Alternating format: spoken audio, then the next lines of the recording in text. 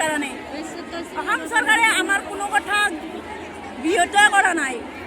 আমি ইমান কষ্টৰে কাম কৰি আছোঁ। BLO, পোষণ ডেকাৰ, গৰ্ভৱতী, প্ৰভূতি, শিশু সকলোবিলাক কাম আমি নিয়াৰিকৈ কৰি যাই আছোঁ।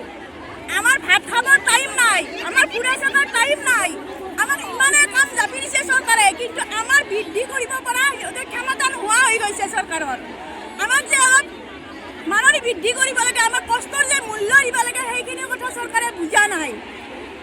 চৰকাৰে কয় মহিলা সবলীকৰণ কৰি আছে, কিন্তু আমাক কিয় সবলীকৰণ কৰা নাই?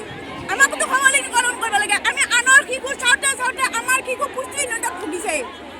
আমাৰ ল'ৰা ছোৱালীক আমি পঢ়া শুনা খৰচ দিব নোৱাৰোঁ। আমাৰ ল'ৰা ছোৱালীক আমি চাবৰ কাৰণে সময় নাই। ৰাতিটো একদম আমি ফোনতে বিজি থাকিব লাগে। কি কাৰণ ফোনত বিজি থাকিব লাগে? আৰু ফোনবিলাক দিছে কাম নহয়, একবাৰৰ কাম 10 বাৰ কৰিব লগা হয়। কিয় হয়?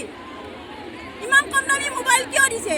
এইবিলাক বাৰু যিয়ে নহওক, আমাক খালি মজুৰি লাগে, মাননিৰ সলনি মজুৰি লাগে। আমাক কামৰ বোজা অভাৰ হৈছে, আমাক কামৰ মূল্য দিব লাগে, আমি সেইটোৱে জানো।